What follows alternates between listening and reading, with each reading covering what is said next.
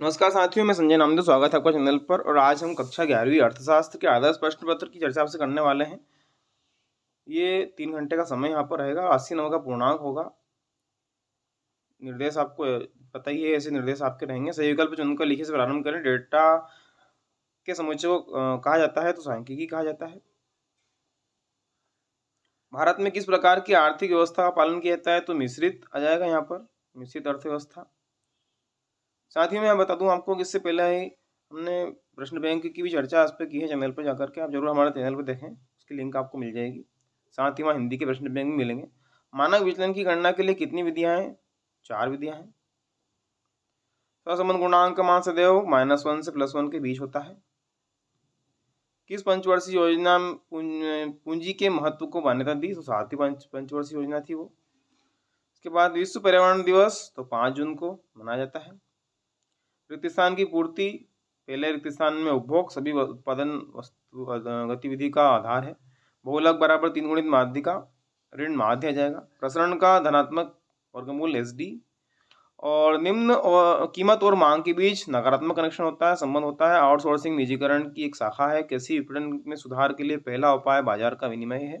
भारत की राष्ट्रीय आय में सबसे अधिक योगदान सेवा क्षेत्र का। सही जोड़ी के मिलान में चलें तो सही जोड़ी के मिलान में मोड जो है उच्चतम आवृत्ति, माध्यिका मध्यम पद, प्राथमिक क्षेत्र कृषि सब्सिडी, सरकार द्वारा दी जाने वाली मौद्रिक सहायता उत्पादन गतिविधियों के लिए, प्रत्यक्ष कर है, आयकर, आख्य संसाधन, पेड़, मछली, पानी। सत्य सत्य की बात करें, जनगणना पद्धति में प्रकरणों की कम संख्या की आवश्यकता होती है, असत्य है। माध्यिका से मदों के विचलन का योग 0 होता है, असत्य है।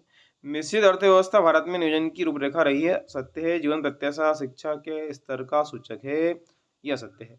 और सतत विकास पर्यावरण के संरक्षण का उपाय है, सत्य है। भारत में 1991 में आर्थिक सुधारों की शुरुआत की, सत्य है। एक शब्द एक वाक्य का उत्तर।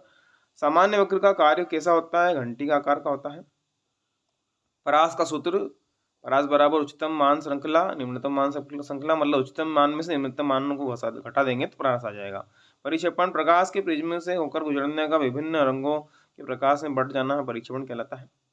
फिर 2 प्रकार के मूल्य सूचकांकों के नाम लिखिए तो सामूहिक मूल्य सूचकांक और निर्देशांक। गेट की स्थापना 1948 में हुई थी। किसी देश की वास्तविक राष्ट्रीय आय में वृद्धि किस प्रकार निर्भर करती है? तो आर्थिक विकास पर, GDP सकल घरेलू उत्पाद। 2 नंबर के प्रश्न देख लेते हैं। सांख्यिकी की कोई 2 महत्वपूर्ण कार्य, 2 कार्य हो जाएंगे। सांख्यिकी का कार्य तथ्यों को सूक्ष्म तथा सरलतम रूप में प्रस्तुत करना, समूहों के बीच तुलनात्मक अध्ययन करने के लिए किया जाता है। अगला प्रश्न है, बचत क्या है? सामान्य अर्थों में बचत का अर्थ धन को संरक्षित करने तथा बैंक में रखने, पेंशन फंड में निवेश करने इत्यादि में लगाया जाता है। लेकिन व्यापक अर्थ में बचत शब्द को खर्च घटाने, संसाधन बचाने जैसी आर्थिक गतिविधियों के लिए प्रयुक्त होता है। अच्छी प्रश्नावली की कोई 2 विशेषताएं। अच्छी प्रश्नावली की 2 विशेषताएं, सरल और स्पष्ट प्रश्न, स्पष्ट और सटीक होने के चाहिए। प्रश्नावली उदार और सीमित होना चाहिए। अथवा का प्रश्न देखें यदि तो प्राथमिक आंकड़ों के लिए 2 विशेषताएं। तो प्राथमिक आंकड़े वे मौलिक आंकड़े होते हैं जिन्हें अनुसंधानकर्ता स्वयं एकत्रित करते हैं। ये आंकड़े प्रथम बार व्यक्तिगत रूप से अथवा व्यक्तियों के समूह, संस्था, संगठन द्वारा एकत्रित किए जाते हैं। जनसंख्या को उदाहरण से स्पष्ट कीजिए। जीव विज्ञान में विशेष प्रजाति के अंतः जीव प्रजनन के संघ को जनसंख्या कहते हैं। समाजशास्त्र में मनुष्यों का संग्रह कहते हैं। और सांख्यिकी मानव जनसंख्या का सांख्यिकी अध्ययन है। वर्गीकरण से तात्पर्य वर्गीकरण प्रक्रिया है जिसमें समंकों को उनकी विभिन्न विशेषताओं के आधार पर अलग अलग समूहों में वर्गों या उपवर्गों में क्रमबद्ध किया जाता है। मोड के प्रकार, मोड के मुख्य उपयोग। तो मोड अर्थात बहुलक एक ऐसा मान होता है जो अवलोकनों के समूह में सबसे ज्यादा बार दोहराई जाती है। इसे हमें सबसे ज्यादा आवृत्ति वाली संख्या कह सकते हैं। यह सांख्यिकी में एक बहुत ही महत्वपूर्ण उपकरण है। बहुलक और माध्यिका के बीच 2 मुख्य अंतर। तो माध्य वह है जो सभी के योग के कुल परीक्षणों की संख्या में विभाजित करने प्राप्त होता है। बहुलक वह मान होता है जो अवलोकनों के समूह में सबसे ज़्यादा बार दोहराई जाती है। इसे सबसे ज़्यादा आवृत्ति वाली संख्या कहते हैं। मानव विचलन की गणना के लिए किन विधि का उपयोग किया? मानव विचलन समांतर माध्य से भी याद किया जाता है और मानव विचलन की गणना बीजगणितीय चिन्हों का प्रयोग कहा जाता है। विचरण गुणांक की व्याख्या, यह प्रकीर्णन का सापेक्षिक माप है जो कि माप इकाई से स्वतंत्र होता है। इसके विपरीत मानक विचलन प्रकीर्णन का निरपेक्ष माप। विपणन योग्य अधिशेष क्या है?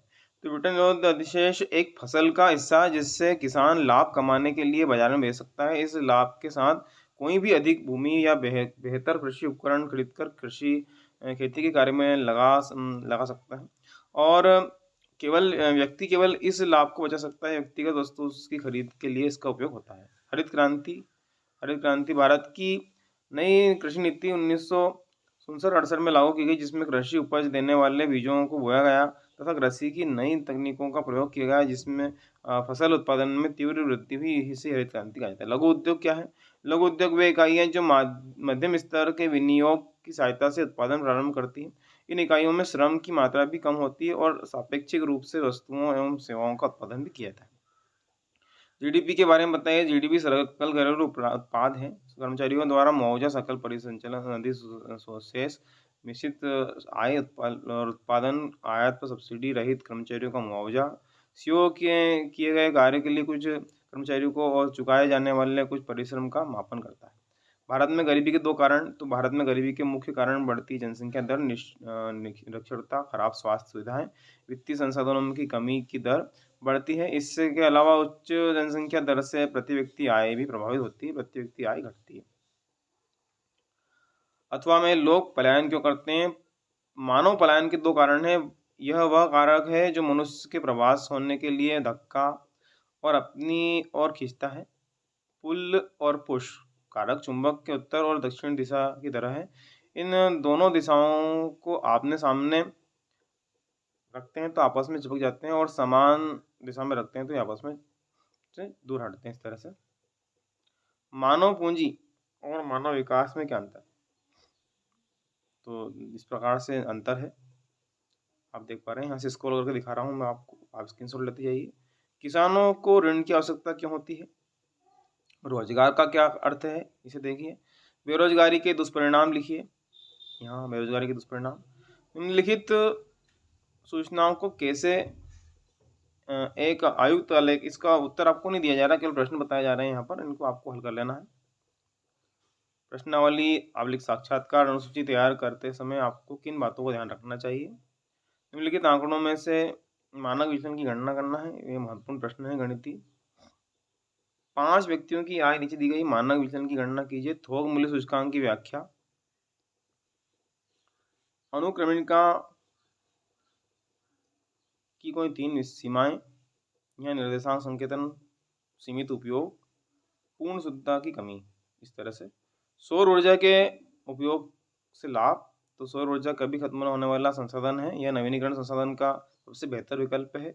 सौर ऊर्जा वातावरण के लिए लाभकारी है। जब इसे उपयोग किया जाता है तो यह वातावरण में CO2 और अन्य हानिकारक में है जैसे गैसें छोड़ती है। और सौर ऊर्जा पैनलों में आसानी से घरों में कहीं भी रखा जा सकता है, इसलिए ऊर्जा के अन्य स्रोतों से तुलना में काफ़ी सस्ती भी है।